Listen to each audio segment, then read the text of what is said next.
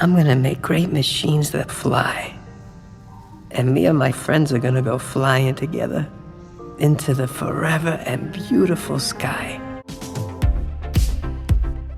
Hey, welcome back to ScreenCrush. I'm Ryan Arey, and let's talk about Guardians of the Galaxy Volume 3. Was it great? Was it mid? And does it do justice to these characters? A little later, I'm going to be joined by Whitney Van Landingham from New Rockstars and ScreenCrush Editor-in-Chief Matt Singer, but first, here is my take. This movie's great. It's not perfect. I got some gripes about it and James Gunn's style overall that I'm going to talk about later, but this is by far the best Marvel movie since Endgame, and this is the best Marvel trilogy. The best trilogy? Really? Yes, even better than Captain America. I felt like the Captain America trilogy was like too reliant on the other MCU films. Like, you really could not understand Civil War without watching the Avengers and Age of Ultron, and that took away from those movies feeling like an actual trilogy. And Thor: The Dark World and Iron Man 2 were both soft spots in their trilogies, plus, like, this movie actually brought this story full circle. So many themes and character arcs were introduced in the first Guardians films that were not resolved until now. Peter's mistrust of Earth. Earth is the place where my mother died in front of me. Rocket's origins. Well, I didn't ask to get made! And I loved how, unlike, say, the Star Wars trilogy, this trilogy was not about taking down a villain across 3 movies. This was about how these characters grow and learn to love themselves. But let's look at the whole of this franchise so we can really get the context of Volume 3. We don't really talk about it, but Guardians of the Galaxy might be the second most important movie in the MCU after the Avengers. Oh, why is that? Well, first of all, it introduced us to Josh Brolin Thanos. It also widened the scope of the MCU into space, which we take for granted now. And it also set up the Infinity Saga.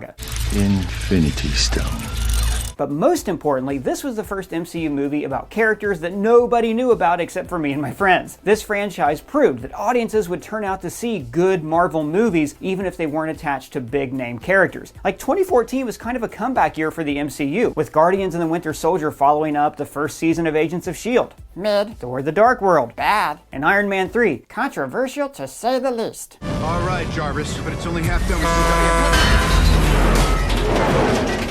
Uptown Doug. I'm just a little tiny Uptown Doug. Doug, what are you singing right now? Billy Joel. It's my lifelong dream to see him play the Garden, but I can't get tickets. I'm just a little dog. Dude, you SeatGeek. SeatGeek? What's that? No, man. SeatGeek. They're the sponsor of this video. SeatGeek is how I get all my tickets to see, comedians, theater, the WWE, sports. And look, right here, you can get Billy Joel tickets for $40. That's awesome. Or how do they have so many of these wonderful live events? Well, Doug, SeatGeek has more than 28 million downloads, and they're the #1 rated ticket-selling app. I mean, God, look at everything they have on here. It's crazy. I mean, that's how I got my tickets to WrestleMania, to the Lord of the Rings in concert. I mean, look who's touring right now, Beyonce, Drake, and I'm actually hoping to see an orchestra perform the Black Panther score to accompany the movie. All this stuff is coming up, and you can find it all on SeatGeek. You see, SeatGeek is great because they put all the tickets from around the web into one place, so you know that you're getting a good deal. Plus, they have a value rating system where each ticket is rated on a scale of 1 to 10, so look for the green dots. And most importantly, every ticket is backed by a buyer guarantee. SeatGeek is the only site that lets you return your tickets ahead of the event with swaps. And if you would like $20 off your first purchase with SeatGeek, download with the link in the description and use the code ScreenCrush for $20 off. SeatGeek is a great app. I use it all the time. So for $20 off, use our link in the description and use the code ScreenCrush. Then I can get my Billy Joel tickets for just $20. See? There you go. And back to what I was saying, this franchise has always been key to the MCU. Volume 3 was supposed to kick off the slate after Endgame, but thanks to the world's stupidest controversy, the movie was delayed for 3 years and Marvel lost Gunn to DC.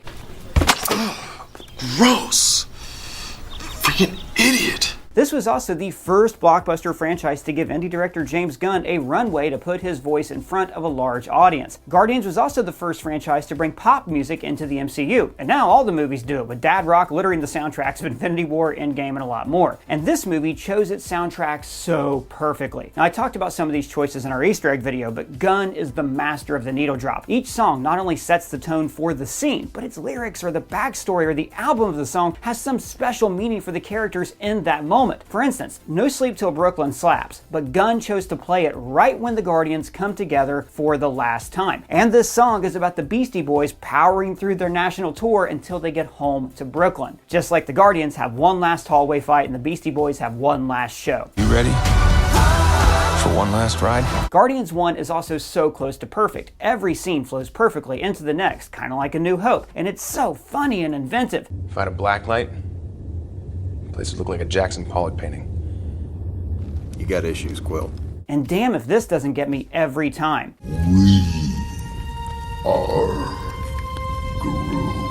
And the movie left you wanting more, and I always thought that Volume 2 was a bit clunky. It felt like a director who was suddenly able to do whatever he wanted and maybe like indulge things a little bit. It slows down in the middle with everybody taking long periods to sit still and talk. I mean, it's still great, but it drags a bit. And Volume 2 also has more heart than most other MCU movies. He may have been your father, boy, but he wasn't your daddy. And then Volume 3, which has more heart and soul than a lot of movies I've seen in a long time. You can tell that everybody involved in this movie cared about the story. From the script, to the acting, to the visual effects, the direction. This feels like a family of professionals who wanted to give this franchise a proper send-off into the great beyond. I mean, look at the arcs of these characters. They all begin as loners and criminals, people who don't see the value in themselves, let alone see the value in others. The first movie is about them becoming friends, but the second one is about them becoming a family. You know, like raising baby Groot and saying goodbye to Grandpa. And then the franchise had this weird sidebar. Infinity War. A main cast member was killed, and then all the cast members were killed. So this kind of handicap might have made another director walk off the project. James Gunn was even fired. He had the perfect out. He didn't have to find a way to bring Gamora back. But instead, he incorporated Gamora's death brilliantly in this movie. He could have used her soul world self to give her back her memories or retcon her death. You're Snowball 5. But to save money on a new dish, we'll just call you Snowball 2 and pretend this whole thing never happened. Instead, he used Gamora's death to teach the other characters how to cope with loss. And yet, this Gamora feels like a new creation. She still has her own character growth, and she gets a happy ending with her newfound Ravager family. Kraglin steps out of Yondu's shadow to fire the arrow. Drax becomes a father again. Mantis makes Nebula realize that she focuses on the flaws of others because she can only see the flaws in herself. Mantis also leaves to go become her own woman. And Peter finally confronts his fear of returning to Earth. And most importantly, Rocket finally embraces his tragic backstory and stops running from who he is when he takes on the name Rocket Raccoon. And this movie got me more emotionally invested in Rocket than I have any character in the Guardians movies. It was really sad that Peter's mom died, but I felt way more sympathy for Rocket and his flashback, because you know, like cute little animals and stuff. I draw the line at animal cruelty. But we also see this version of Rocket evolve. I mean, his first word is hurt, and then he turns into this little guy with these big dreams that every young person has, and then to see those dreams ripped away, it's just heartbreaking. So it is perfect that the villain in this movie is somebody who wants everybody to be perfect. This makes the Guardians realize that their imperfections, their flaws, are what makes them special. Mantis has that whole monologue about Drax being dumb, but that is why they love him. In other words, our imperfections make us unique, and they make us perfect. People call these things imperfections, but they're not. Oh, that's the good stuff. Gunn reintroduces this theme again and again, but always in like really subtle ways, like how Mantis treats this ugly little thing.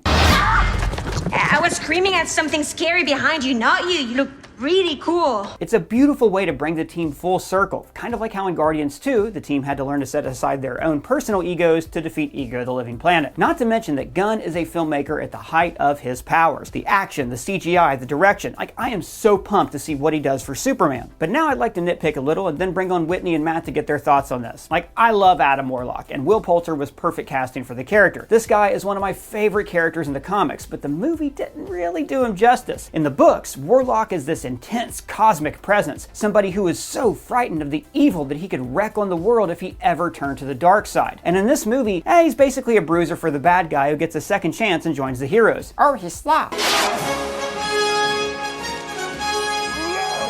He is kind of like Sloth, yes. Now, Adam probably would have been better introduced in a movie that wasn't so crowded so he could get more focus. The thing is, though, he worked perfectly within this actual movie. So I guess what I'm saying is that Adam did more to help the Guardians movie than the Guardians movie did to help Adam. And my other quibble with the movie is that James Gunn characters yell like all the time now, and it escalates with each movie. In Guardians 1, they fought, but they didn't always scream. And then in Peacemaker, God, man, people were always shouting with actors always trying to be louder than one another. I couldn't think of anybody else. What about Ariana Grande or Drake? What? Bro, you sound like so old right now. Haha, yeah, seriously. You kids stop yelling. Get off my lawn. Oh, thanks, Obama. No, guys, seriously, like, hear me out. It does get old when every actor is constantly trying to up the volume of each other. Yeah, but these are all misfits and criminals with contentious personalities. I mean, they're gonna scream some. But it's not just them. The High Evolutionary yelled all the way through the movie. Like, Chuck Iwuji gave a great performance, but I think his louder moments would have meant more if he dialed it back just a bit in some scenes. A little bit more like Gus Fring. I will kill your wife. I will kill your son. I will kill your infant daughter. Yeah, dude, I think there's enough child murder in these movies.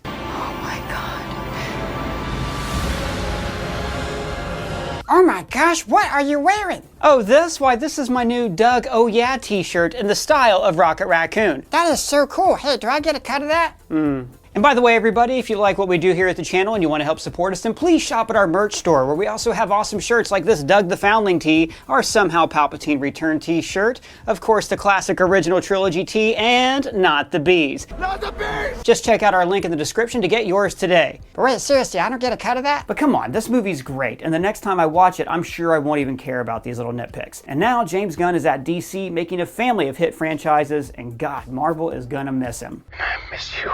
But that's just what I think. I am extremely lucky to be joined here by two of the best. From New Rock Stars, we have Whitney Van Landingham, and we have ScreenCrush's own editor-in-chief, Matt Singer. So, Matt, I want to start with you. Just like me and Whitney, I think you love the movie. We're not all going to have very many bad things to say about the movie. I pretty much think it's one of the best Marvel movies I've ever seen. But you also ended your review where you gave it 8 out of 10 with a quote that I thought was really interesting. You said, "After the movie ended, I thought about the way Harold Ramis used to describe the team dynamics within the Ghostbusters. Egon was the brains, Ray was the heart, Peter was the mouth. You can't graft that rubric onto the Guardians because you very quickly realize they're all the mouth. There are no straight men or raccoons. It's a group of 8 Lou Costellos if Lou Costello was occasionally stricken by an existential crisis about the meaning of life and his place in the galaxy." A pretty great summary of the team, and it's kind of like what I talked about earlier about, like, God, they yell at each other a lot. So do you think that is a strength or a weakness with the Guardians, particularly in this movie, and what did you think of the movie as a whole?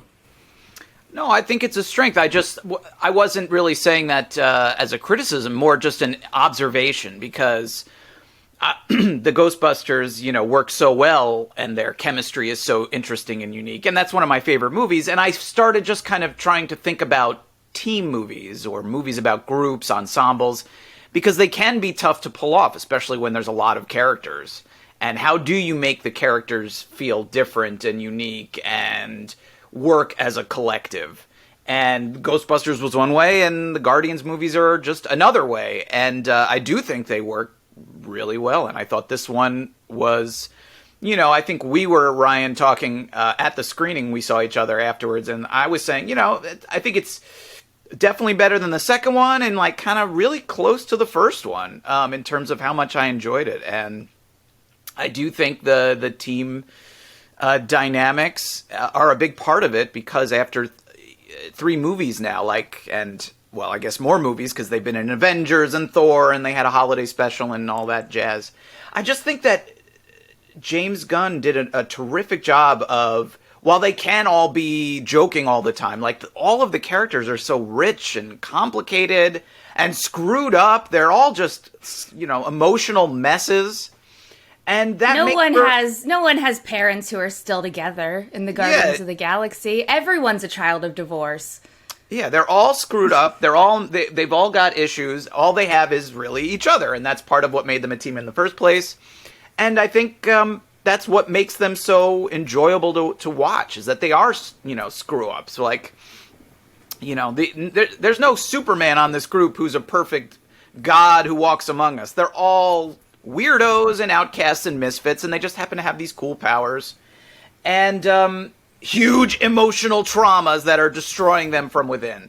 And so, I think the way that he has developed the team, the dynamics, the chemistry, the characters, it all works really well in this film. Whitney, how about you? What were your overall thoughts on the film? Well, the first thing I thought, real quick, when you guys were both just talking about the Ghostbusters of it all, with the brains, the heart, and the mouth. Obviously the first place my brain went was The Wizard of Oz, and I was thinking about it, and I was like, you know what? There is no brain, heart, or mouth. They're all the flying monkeys.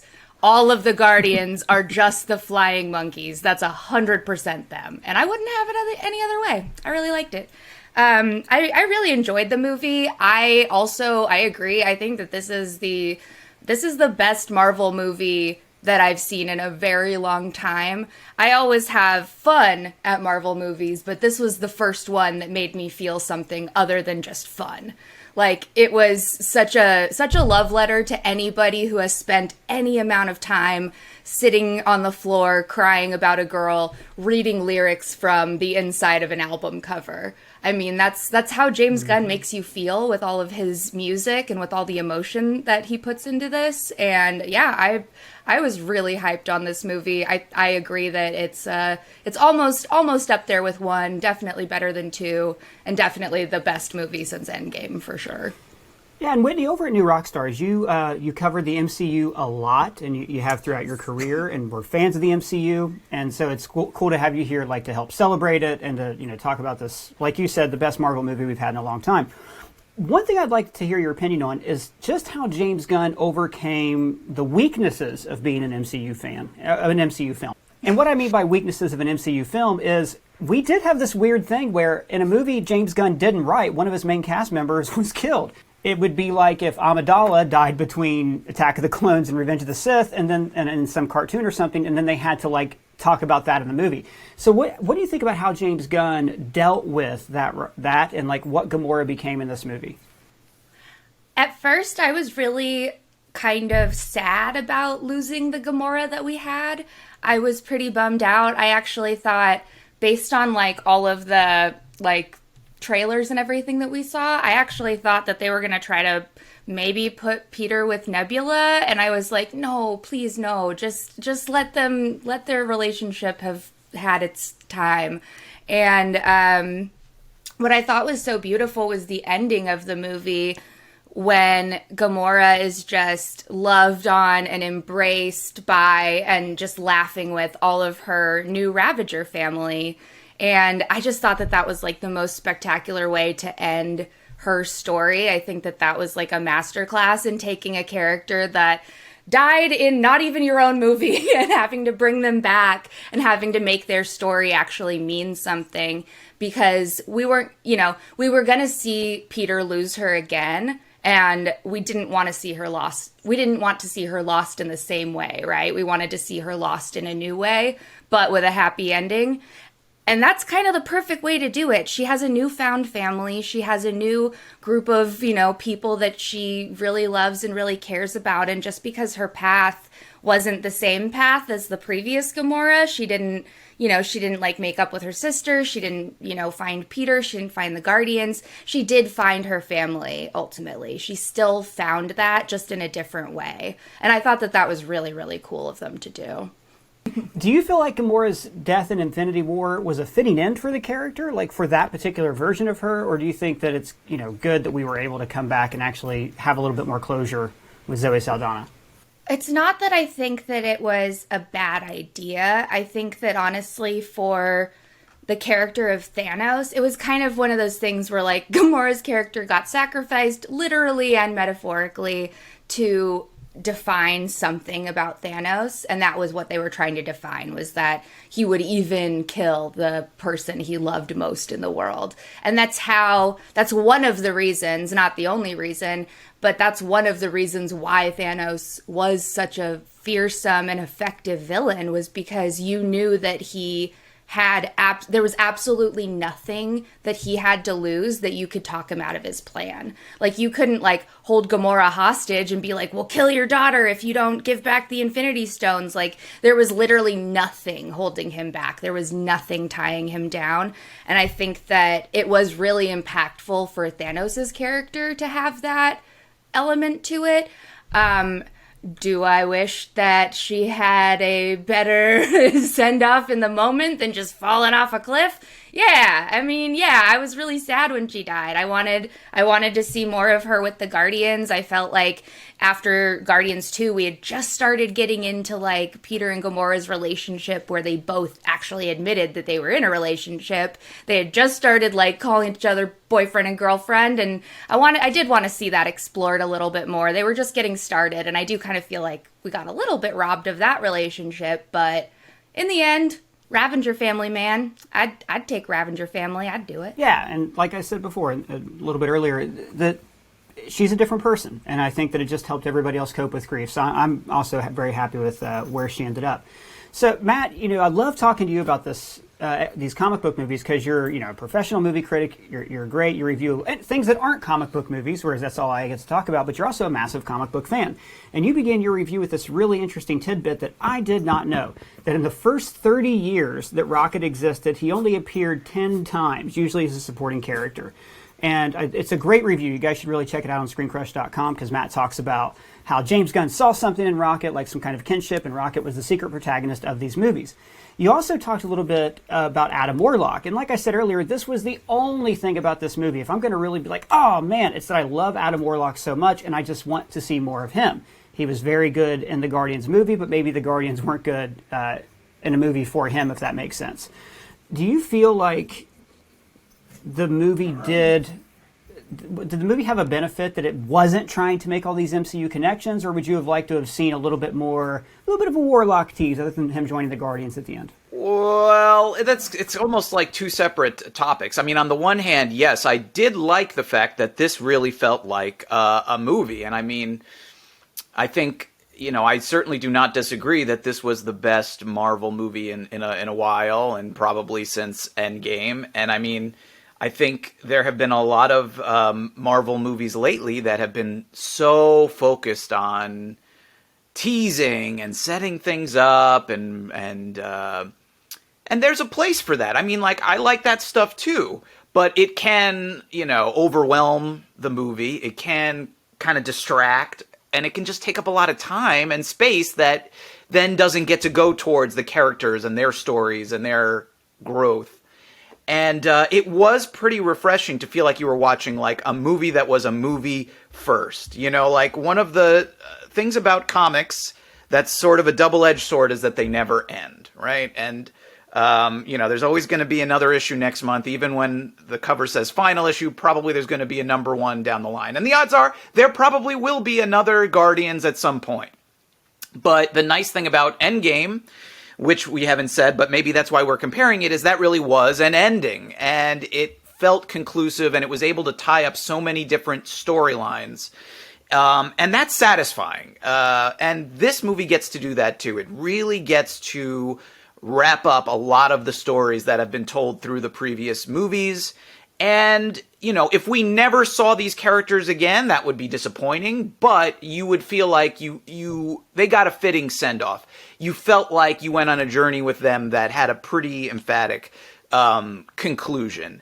And so that is one of the benefits of not having to constantly tease. This movie is not, not about Kang or the multiverse or 100 different things. It is about the Guardians of the Galaxy and what they're going through and what they've gone through before. I mean, all the stuff with Rocket, that's not about setting up Rocket and his weird kooky pals. That's about showing this horrible thing that this character endured that made him who he was. So that's one thing. And then in terms of Adam Warlock, I think you hit the nail on the head. It's like the way he's used in the film is fun. He's funny. It's a good performance. But if by some chance you are like a hardcore Adam Warlock fan, and I have to admit I've never met a hardcore Adam Warlock fan, but I'm sure they exist out there, and more power to you. Like, that's someone I could see being a little annoyed by this movie, because it is not like, it's not sort of what you envision when you envision Adam Warlock, or at least I don't. Maybe I'm not a huge fan or a super expert, but certainly it wasn't what I was expecting, and he is basically like comic relief. They made him a himbo. They himbofied Adam Warlock. I was so happy. They just made him kind of like a dumb, pretty, shiny little boy, and I liked it. I thought it was great. Yeah, and I like we've said, like, I think he works really well in the film, but if you like really care about his mythology and his history and all of his weird stuff with all the various versions of himself and all of the cosmic grandeur that was in those comics, that's not in here. Like, at the end of this movie, I'm sad if I never get to see Rocket again, because they have done such an incredible job with that character, and that's part of what I talked about in my review that you mentioned, Ryan. It's like, they have turned this, D-list Marvel character into one of the best Marvel characters. I mean, he's fascinating and funny and tragic and human, even though he's a raccoon, even if he doesn't want to admit he's a raccoon. So, like, that's a character that you really hope that they get to use and explore again. You know, when I watch the movie, because I'm not just watching the movie to review it, I'm watching for Easter eggs and teases and what other things do we want to talk about. And one thing I kind of thought was, oh, wow, James Gunn just did a mic drop. Like, this doesn't really tease anything or set up anything. And then I looked back, and he never has. Like, in all of the Guardians movies, all of the post-credit scenes are either gags that relate to the movie, or they're just kind of self-contained in his universe. Like, in hindsight, the post-credit scenes in Guardians 2 all did a really good job setting up Guardians 3. So Whitney, that being said, you know, just as an MCU fan, what after this are you most excited to see happen next, if any of these characters do go on and appear in other movies or things? I mean, I would love, honestly, if we got like another little like Christmas special or something about Gamora and her new Ravager family. I think that'd be really fun and really cute. Just to do like a little holiday time with the Ravagers instead of holiday with the Guardians. It's just a different, I think that'd be fun. But yeah, I agree 100% with Matt. I'm not like a diehard Adam Warlock stan or anything like that, but I do love the concept of what if you tried with everything in your heart and your mind and your intelligence and your being to make a perfect person or creature or human, and then they come out and they're just a little dumb. Like, what would you do? I love that. I love that Aisha from The Sovereign was like, he will be perfect. I think that I will call him Adam. And then he's just kind of a little dummy. I love that so much. I love that character. I actually am really excited to see, because that would be so fun to see his dynamic with Rocket. Like, are you kidding me? Rocket is not going to suffer that fool gladly. He's gonna have to teach him. And I think that would be really fun to watch. I will be very disappointed if we never see Rocket again. As for the other characters, I mean, obviously, we're not gonna see Drax again. He's done. He's out. He doesn't want to come back. Zoe Saldana also said she's finished with. Oh, she's also out. I believe well then, that's what I read. Yeah. Forget my Ravager Christmas special. She might do a holiday special, though. I mean, in hindsight, that holiday special was really the kind of thing I'd like to see out of these Disney Plus shows, where hey, we have this set. We've got a goofy plot. Do you want to go walk around the LA Chinese Theater, film a couple scenes in makeup? And they just gave us this nice little side adventure that I think a lot of these big movies, it was probably like fun. You kind of get the feeling like for the cast and for everybody else that they just had a good time doing this silly little side adventure. Which is a lot like in the comics. They kidnapped Kevin Bacon. How could that not be fun? So do you think that Adam Warlock in this movie is dumb, or do you think he's just young? Because I kind of went, oh, okay. I'm calling him dumb, but what I really mean is like naive, not with it, he's not like trained enough. Like he hasn't gone through enough yet to be good at what he does. And I think that he needs more time to cook, baby. He's not done cooking yet. He's just a little guy. He needs more time on the stove, more time in the oven. I'm sorry if I'm upsetting any Adam Warlock fans by calling him a cute little dummy. I apologize. I call my dog that, and I love him too. No. That's not what I meant. I was really just curious because like they could go that direction with him. He could be like the Drax of the group, who's not that intelligent. He could. And in the comics, he did start off as this blank slate, and I like that in the movie they're kind of going back to like Jack Kirby's original thought for the Silver Surfer was that he wasn't some guy who became the Herald. It was that he was a being of pure energy who had to learn how to feel human emotions and love. Right. So we might be seeing that with Warlock, where they have this great scene in this movie where he kills a guy and then goes, that feels bad, because he did that for the first time. So like the Guardians, he's learning empathy. So I really like that aspect of it, but I really hope this isn't like a last-minute Star Fox Eternals tease where will we see Star Fox and Pip the Troll again? Adam Warlock, much better character, I think, than Eros ever was. And one thing we haven't talked about that was also good about it and better than some of the other recent Marvel stuff was, you know, like visually, it, at least to me, looked a lot better too. You know, like there's been a lot of complaints lately about, oh, the effects aren't as good and they don't look convincing. And I'm sorry, but that giant floating head in Love and Thunder, eesh. Yeah, so and the giant floating head in Quantumania as well. Yeah. There's a lot. Take it from somebody who has to rush out videos a lot. They're rushing out videos a lot. So, for the most part, did not have that complaint about this movie. It looks great. They showed it to us in IMAX, and it's like full frame IMAX the whole movie. It's not doing the thing where they kind of jump up and down in terms of the aspect ratio. And it's colorful and weird, and, there's like a space station that's like, what if David Cronenberg made a space station? There's, kooky colors and spacesuits, and, it's just a fun movie to look at, on top of the fact that it's a great story with these wonderful characters who you care deeply about. AKA, it is a movie. It is a good movie. It is like what you want. It's like that Marvel formula that when it works, it really works, and when it doesn't, it's unfortunate. It's like this is when we seem disappointed by these movies. I think it's because they don't live up to the standards of the good ones, and this is one of the good ones for sure. I was going to say, in addition to obviously being so visually brilliant and stunning, the way that James Gunn incorporates music into all of his projects is so masterful. It's next level DJing, man. I mean, that dude can really pick a soundtrack that makes you feel.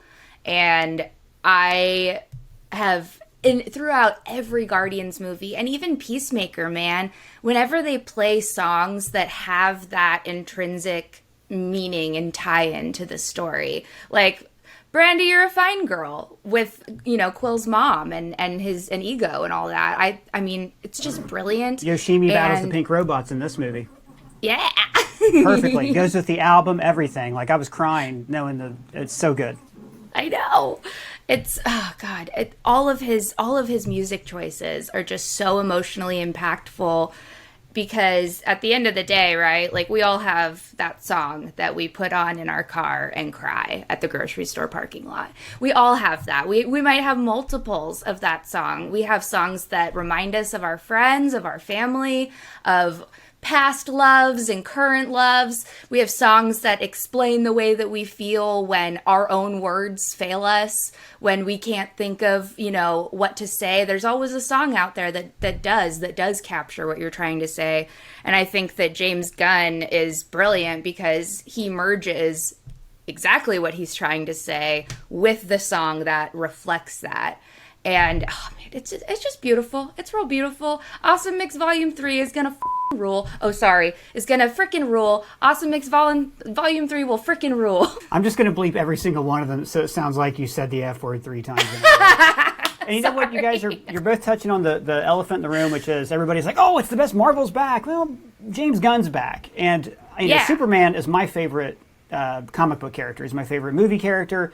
I am so excited to see his take on Superman and the new start to the DCU, beyond excited. Okay, Whitney, where can the people find you? I am on Instagram, Twitter, at Whitney Puppy, and then I have a YouTube channel called Whitney Vision. You can look that up. I talk about cartoons, and otherwise you'll find me on New Rockstars, a fun little place. And Matt Singer, where can the people find you? My Twitter account is @MattSinger, and you can find all the articles we were talking about and lots more stuff over at ScreenCrush.com. And we want to hear from all of you guys. Let us know your thoughts on the movie down in the comments below or at any of us on Twitter. And if it's your first time here, welcome to the channel. Please subscribe, smash that bell for alerts. For ScreenCrush, I'm Ryan Arey.